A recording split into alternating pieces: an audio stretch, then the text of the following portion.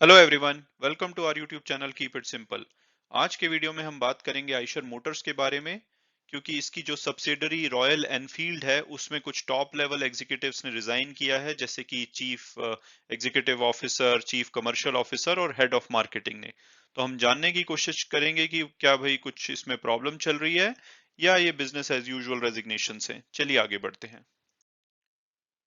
तो सबसे पहले अगर हम कंपनी ओवरव्यू की बात करें तो आइशर मोटर्स एक ऑटो मैन्युफैक्चरर है जो कि मोटरसाइकिल, कमर्शियल व्हीकल और पर्सनल यूटिलिटी व्हीकल मैन्युफैक्चर करते हैं। मार्केट कैपिटलाइजेशन इनका 77,700 करोड़ है। शेयर होल्डिंग की बात करें तो 49% के आसपास प्रमोटर के पास, 29% फॉरेन इंस्टीट्यूट्स के पास, 10% के आसपास डोमेस्टिक इंस्टीट्यूट्स के पास और बाकी का 12% के आसपास रिटेल शेयर होल्डर के पास है। शेयर होल्डिंग पैटर्न में कोई खास मेजर चेंज नहीं देखा गया है हाल फिलहाल में। फाइनेंशियल्स बात करें तो इसके फाइनेंशियल्स पिछले साल के कंपेयर में बेटर दिखते हैं, क्योंकि इनकम इनकम और प्रॉफिट दोनों ही बढ़े हैं। लेकिन उसका रीजन यही है कि पिछले साल कोविड की बहुत ज्यादा स्ट्रिक्ट लॉकडाउन था, रिस्ट्रिक्शंस ज्यादा थी और इस साल लिमिटेड रिस्ट्रिक्शंस थी, तो उसकी वजह से इनके इनकम और प्रॉफिट में वृद्धि देखी गई। हालांकि अगर पिछले क्वार्टर से कंपेयर करें यानी कि मार्च से, तो इनकी इनकम और इनके प्रॉफिट दोनों ही कम हुए हैं। और उसका भी रीजन कोविड की सेकेंड वेव था कि मार्च में चीजें काफी बेटर थी और अप्रैल से चीजें बिगड़ने लगी, तो वो इनके नंबर में रिफ्लेक्ट हो रहा है। हालांकि ये स्टिल प्रॉफिट मेकिंग रही। चलिए आगे बढ़ते हैं।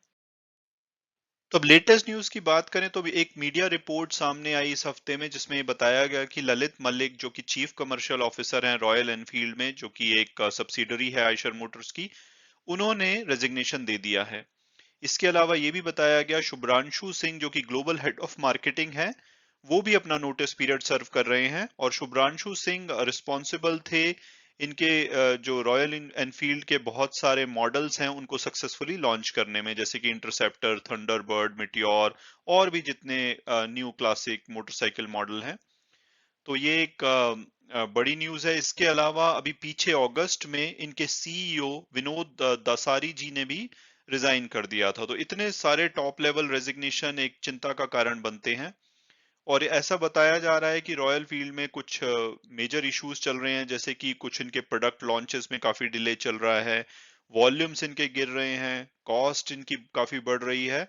और जो कि माइक्रो चिप यानी कि सेमीकंडक्टर की वजह से जो प्रोडक्शन में प्रॉब्लम आ रही है सारे ऑटो प्लेयर्स को, उसका भी इनको काफी दबाव पड़ रहा है। तो इनके टॉप लेवल पे काफी प्रेशर था। और एनालिस्ट ऐसा मान रहे हैं कि इतने सीनियर लेवल के रेजिग्नेशन इनके स्टॉक के लिए एक नेगेटिव सेंटीमेंट लेकर आएंगे। चलिए आगे बढ़ते हैं। तो अब हम बात करें अगर शेयर प्राइस की, तो आइशर मोटर्स ने एक साल में 37% से ज्यादा की रिटर्न दी है, और अगर 2021 की बात करें तो 12% की रिटर्न दी है। हालांकि ये निफ्टी 50 के कंपैरिजन में काफी कम है, लेकिन स्टिल इसने पॉजिटिव रिटर्न दी है।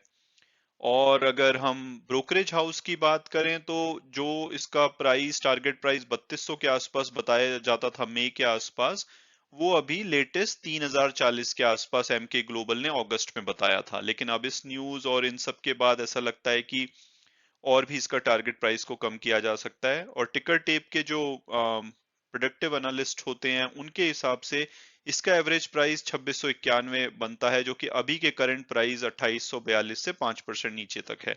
वो हाई इसका 3200 तक देखते हैं, 3275 तक, लेकिन लो वो 1800 तक भी इसका देखते हैं। तो ऐसा लगता है कि अभी शेयर प्राइस थोड़ा सा हाई साइड पे है और कंपनी में काफी प्रॉब्लम चल रही है, तो यहाँ से काफी गिरावट देखी जा सकती है।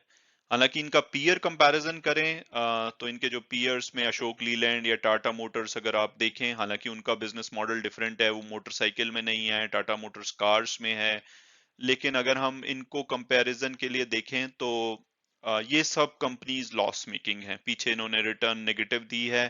हालांकि Eicher Motors through out profitable रहा, कोविड के टाइम में भी इनका प्रॉफिट काफी कम हुआ था पिछले साल 10 करोड़ तक, लेकिन स्टिल ये प्रॉफिटेबल रहे। तो ये एक यूनिक है, लेकिन आगे लगता है कि इनकी ग्रोथ पे कुछ सवालिया निशान है।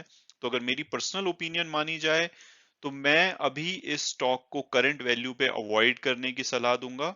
मैं अगर ये काफी गिरता है, अगर 2500 के नीचे जाता है तो may be we can consider, but अभी हो सकता है कि इसमें कुछ गिरावट देखी जाए आने वाले टाइम में। तो जब तक चीजें सॉर्ट आउट नहीं होती या इसके प्राइस में काफी ज्यादा और करेक्शन नहीं आती, आई थिंक ये मेरी पर्सनल ओपिनियन में तो अवॉइड रहेगा। बाकी डिस्क्लेमर हमेशा की तरह ये है कि भाई आप अपने फाइनेंशियल एडवाइजर और फर्दर रिसर्च के बेसिस पे ही कोई इन्वेस्टमेंट डिसीजन लीजिए। And thanks so much for watching the video and God bless you all.